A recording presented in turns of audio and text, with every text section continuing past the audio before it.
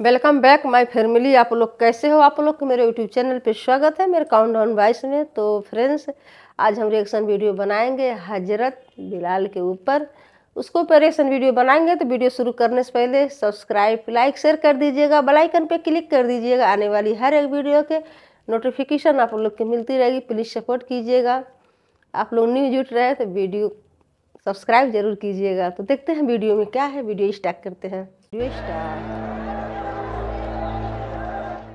उमैया इब्न खलफ मक्के के सरदारों में से एक अहम सरदार था, जो कुफ्र और शिर्क का बहुत बड़ा पेशवा और इस्लाम और मुसलमानों के हक में रूए ज़मीन का एक बहुत बड़ा शैतान था। एक दिन उसको पता चला कि उसके किसी गुलाम ने बुतों को पूजने से इनकार करके किसी और को माबूद बना रखा है। उसने गुलाम को फौरन बुलाकर ये पूछा कि मैंने सुना है कि तुमने कोई और माबूद बना लिया है, सच सच बताओ कि तुम किसकी इबादत करते हो। गुलाम ने कहा कि मोहम्मद सल्लल्लाहु अलैहि वसल्लम के खुदा की। उमैया गुस्से से लाल पीला हो गया और कहने लगा कि मोहम्मद की खुदा की परस्तिश करने का यह मतलब हुआ कि तुम हमारे मुकद्दस बुतों के दुश्मन बन गए हो। सीधी तरह राह पे आ जाओ, वरना जिल्लत के साथ मारे जाओगे। मैं ये हरगिज बर्दाश्त नहीं कर सकता हूं कि तुम बुतों की पूजा करने वाले के गुलाम रहकर मोहम्मद के खुदा की परस्तिश करो। वो गुलाम जो तौहीद का सच्चे दिल से शेदाई हो चुका था, उसने बेधड़क उमैया को जवाब दिया कि मेरे जिस्म पर तो तुम्हारा जोर चल सकता है, लेकिन मैं अपना दिल और अपनी जान मोहम्मद सल्लल्लाहु अलैहि वसल्लम और उसके खुदा के पास रख चुका हूं। अब अल्लाह की इबादत ही मेरी जिंदगी का मकसद है और तुम्हारे खुद से बनाए हुए बुतों को पूजना मेरे बस की बात नहीं है। ये जवाब सुनकर उमैया बिन खलफ गैज़ व गज़ब से दीवाना हो गया। एक गुलाम ने उसे बेधड़क जवाब दे दिया था।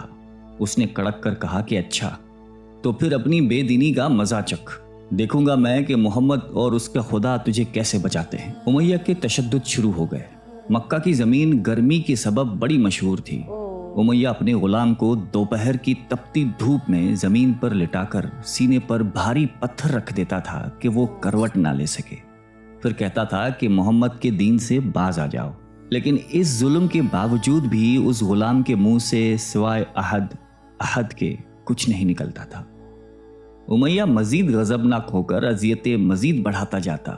एक मर्तबा तो उमैया ने जुल्म की इंतहा कर दी।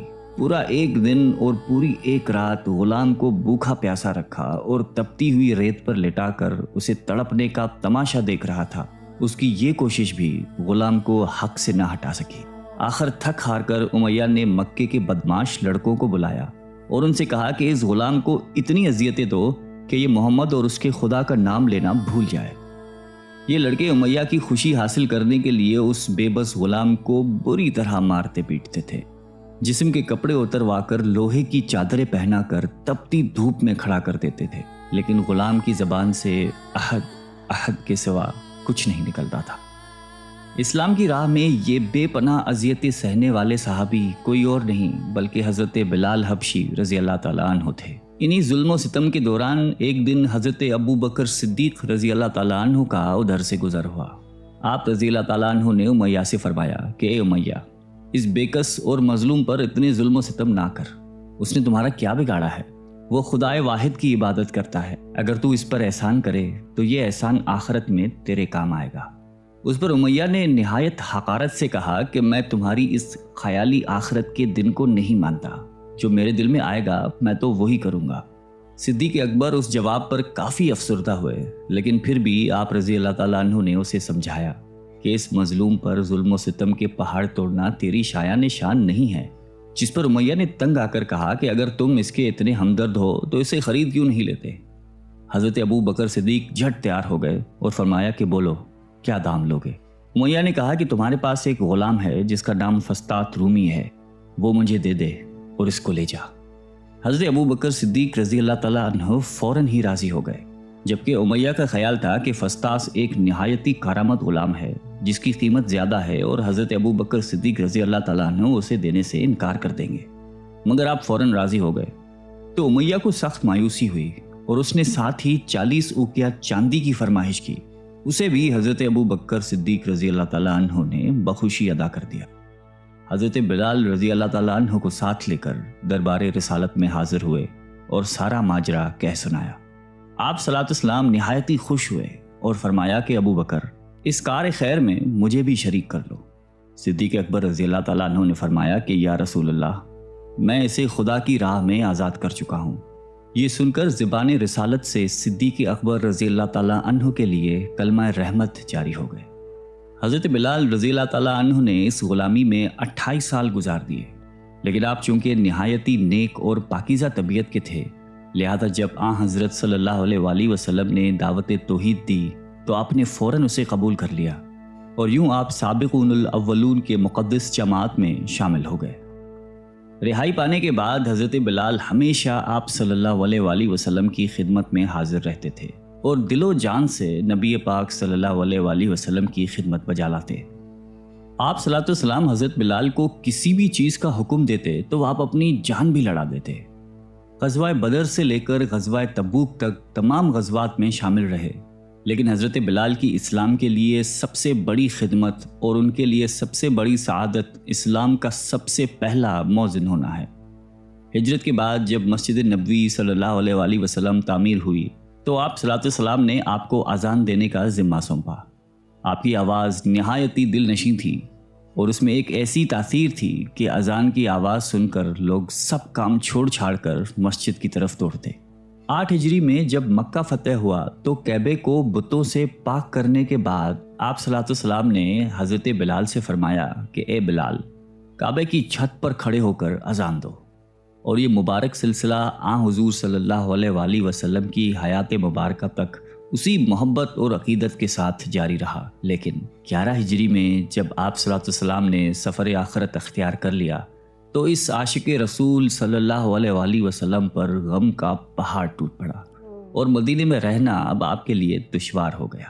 آپ کو ہر وقت پیارے نبی صلی اللہ علیہ وآلہ وسلم کی یاد ستاتی رہتی تھی۔ آپ صلی اللہ علیہ وسلم سے آپ نے سنا ہوا تھا کہ مومن کے لیے سب سے افضل عمل جہاد فی سبیل اللہ ہے، لہٰذا آپ رضی اللہ تعالیٰ عنہ خلیفہ اول حضرت ابو بکر صدیق کی خدمت میں حاضر ہوئے اور جہاد پر جانے کی اجازت طلب کی، لیکن حضرت ابو بکر صدیق رضی اللہ تعالیٰ عنہ نے آپ کو خدا کا واسطہ دے کر کہا کہ مجھے اس بڑھاپے میں تنہا چھوڑ کر مت جاؤ۔ تو حضرت بلال نے اس شرط پر ابو بکر صدیق رضی اللہ تعالیٰ عنہ کی بات مان لی کہ اب وہ رسول اللہ کے بعد کسی کے لیے اذان نہیں دیں گے۔ حضرت ابو بکر صدیق رضی اللہ تعالیٰ عنہ نے ان کی یہ بات مان لی، لیکن آپ کے دور خلافت کے بعد خلیفہ دوم حضرت فاروق اعظم رضی اللہ تعالیٰ عنہ کے دور میں بھی جب بیت المقدس کی تسخیر کے لیے شام جانا پڑا تو وہاں عیسائیوں سے صلح نامہ طے پانے کے بعد حضرت عمر فاروق رضی اللہ تعالیٰ عنہ نے ایک خطبہ دیا اور حضرت بلال سے درخواست کی کہ آج جب کہ قبلہ اول پر توحید کا پرچم لہرا دیا ہے تو اس باعظمت موقع پر اگر آپ اذان دیں تو ہم آپ کے مشکور رہیں گے۔ حضرت بلال نے یہی اذان دینی شروع کی تو صحابہ کرام کو عہد نبوی کی مبارک یاد تازہ ہو گئی اور ان پر رخت طاری ہو گئی۔ شام کے معرکے کے بعد حضرت بلال نے شام ہی کے ایک گاؤں میں رہائش اختیار کر لی، کیونکہ مدینے میں ہر وقت آپ کو آپ صلی اللہ علیہ وسلم کی یاد ستاتی رہتی تھی۔ لیکن ایک دن آپ نے خواب میں آپ صلی اللہ علیہ وسلم کی زیارت کی۔ آپ ان سے فرما رہے تھے کہ اے بلال، کیا ابھی وقت نہیں آیا کہ تم ہماری زیارت کے لیے آؤ؟ اس خواب نے آپ کو بہت تڑپا دیا اور آپ بیتاب ہو کر فوراً مدینے روانہ ہوئے۔ مدینے پہنچ کر حضرت بلال نے روضہ اقدس پر حاضری دی اور اس درد سے روئے کہ حاضرین بھی اشکبار ہو گئے۔ وہیں حضرت امام حسن رضی اللہ تعالیٰ عنہ اور حضرت حسین رضی اللہ تعالیٰ عنہ بھی موجود تھے۔ نانا کے پیارے نواسوں کو آپ نے اپنے ساتھ چمٹایا اور بے تحاشا چومنے لگے۔ حضرت حسن رضی اللہ تعالیٰ عنہ اور حسین رضی اللہ تعالیٰ عنہ نے آپ سے اذان فجر کی فرمائش کی، بھلا اس میں رد کرنے کی کہاں گنجائش تھی۔ اگلے دن جب فجر کا وقت ہوا تو آپ نے اذان دینی شروع کی۔ لوگوں کی عہد رسالت کی یاد تازہ ہو گئی اور لوگ اس طرح روتے ہوئے مسجد کی جانب چلنے لگے جیسے کہ نبی پاک صلی اللہ علیہ وآلہ وسلم کا دور واپس آ گیا ہو۔ ایسا دردناک منظر اس کے علاوہ کبھی دیکھنے میں نہیں آیا۔ حضرت بلال حبشی رضی اللہ تعالیٰ عنہ نے 60 سال کی عمر میں وفات پائی۔ آپ کا مزار دمشق میں ہے۔ آپ کو دربار رسالت میں خاص مقام حاصل تھا۔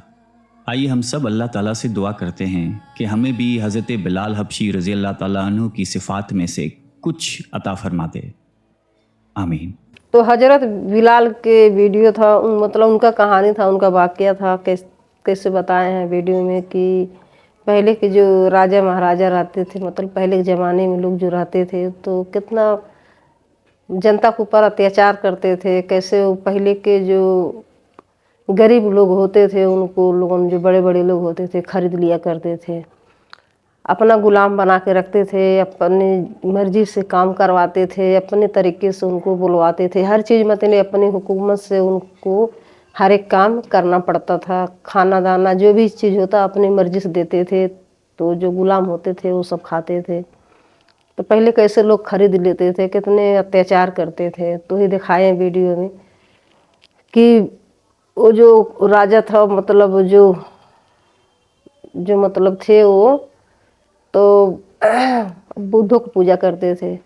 आए जो गुलाम थे जिसको खरीद रखे थे तो अपने मतलब खुदा से इबादत करते थे, अल्लाह ताला को मानते थे, बोलते थे मैं हुसन के जो खुदा हैं हम उनसे हम प्यार करते हैं, उनसे मोहब्बत करते हैं, हम बुद्ध को पूजा नहीं करते हैं। किसी में टकरार हो गया तो जिसने खरीदा था एक गुलाम को तो कितने अत्याचार किया उनको ऊपर, कैसे मतलब कि बेरहमी से मारते थे, पीटते थे, कैसे रेत में लिटाते थे, धूप में कैसे बेरहमी से लिटा देते थे, कितने कोड़े बरसाते थे, लोहे के चद्दर पहना देते थे, उनके शरीर पे कैसे रख देते थे, पत्थर लगा, मतलब बहुत बुरा हाल उनको करते थे। मगर वो सिर्फ कितनों उनको दुख हुआ, परेशानी हुआ, जो गुलाम था, मगर वो जब कबूल करते थे, कबूल करो कि तुम बुद्ध को मानोगे, तो कहते थे नहीं मैं बुद्ध को नहीं मानूंगा, मैं अल्लाह ताला को मानूंगा, मैं अपने खुदा को उससे प्यार करता हूँ, उन्हीं की मैं पूजा करूँगा। तो सच में कोई ऐसा हजारों में कोई नेक होते हैं जो अल्लाह ताला को अपने खुदा को मानते हैं। तो सच में उनका विश्वास था, जो गुलाम था, तो सच में आए कितने अच्छे से उनको अपने साथ लेकर गए। मतलब इसमें बहुत कहानी है। तो फ्रेंड्स मुझे तो अब शॉर्टकट में आपको बता रही हूँ, आप लोग देखेंगे तो आप लोग को कुछ समझ में आ जाएगा। तो फ्रेंड्स मुझे बहुत अच्छा लगा, वीडियो बहुत प्यारा लगा देख के देख के थोड़ा दर्द महसूस हुआ, कैसे कोड़े से मार रहे थे उनको जो गुलाम थे। तो फ्रेंड्स सब्सक्राइब लाइक शेयर कर दीजिएगा, बेल आइकन पे क्लिक कर दीजिएगा।